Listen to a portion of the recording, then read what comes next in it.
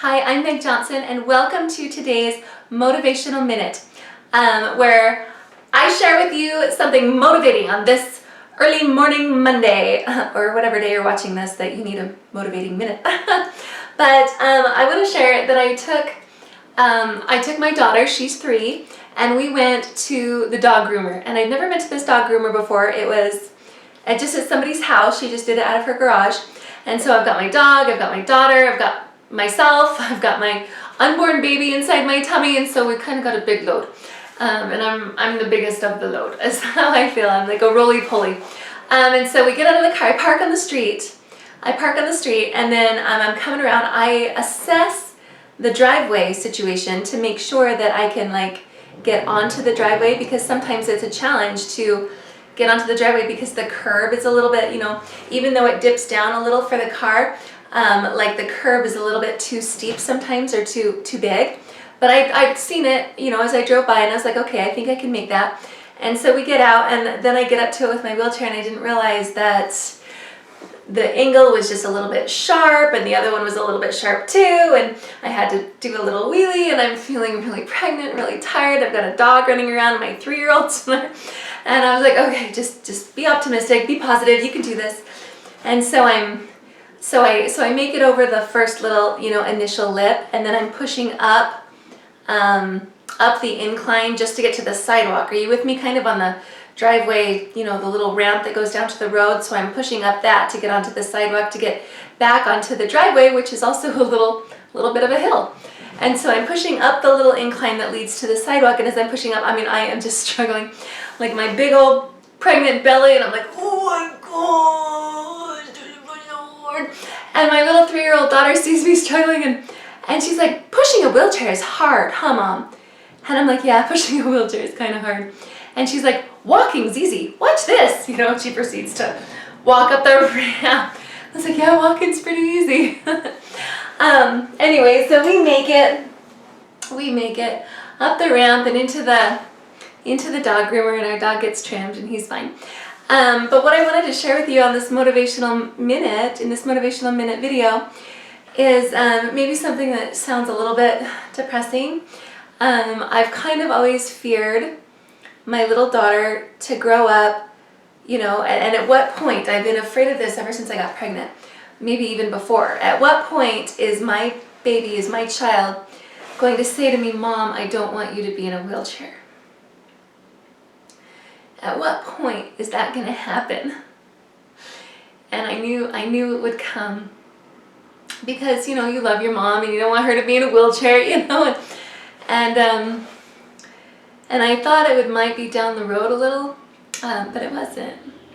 It's actually been pretty recent that my daughter has expressed verbally how she doesn't want me to be in a wheelchair. Mom, I don't want you to be in a wheelchair anymore. When are you not going to be in a wheelchair? When are you going to dance with me? When are you going to walk with me? How come you can't stand up with me right now? I want you to stand up with me. Wouldn't it be easier if you could stand up? And I knew that these were coming. I knew it. And I wasn't sure what I was going to say. And they did. But the first time, my daughter, someone gave her some tap dancing shoes. And she was tapping, she wanted to see some tap dancing videos. So we looked up some tap videos on YouTube, and I let her watch some, and I tried to explain how to do it. And I used to be able to tap dance. That wasn't something I excelled in, but I could do it with my feet. I could, ball chain, I could do all that stuff, like with the with the little tappy shoes. I wasn't great, but I could have at least showed my little 3-year-old how to tap. And she says, Mom, I want you to dance with me. I want you to do it with your feet. So I was picking up my legs, and I was trying to tap with my feet and show her, you stomp like this, stomp ball chains, do this. And we were trying to do what we were seeing on the YouTube videos. And I was crying, but I didn't want her to know. And so I had to turn my face and just let the sob out, like you do the ugly cry, but you do it silent. So you just, Like, you just cry like that. And then I'd turn around and smile, and we would tap dance some more. And then she said, Mom, I want you to tap dance with me. I want you to stand up now. When are you going to be done being in a wheelchair? And I mustered all of the courage that I could muster, and I just smiled and I said, well, Jesus needs me to be in a wheelchair right now, so whenever he says I'm done, then I'll just stand up. He'll just heal me and I'll stand up. And she was like, oh, okay.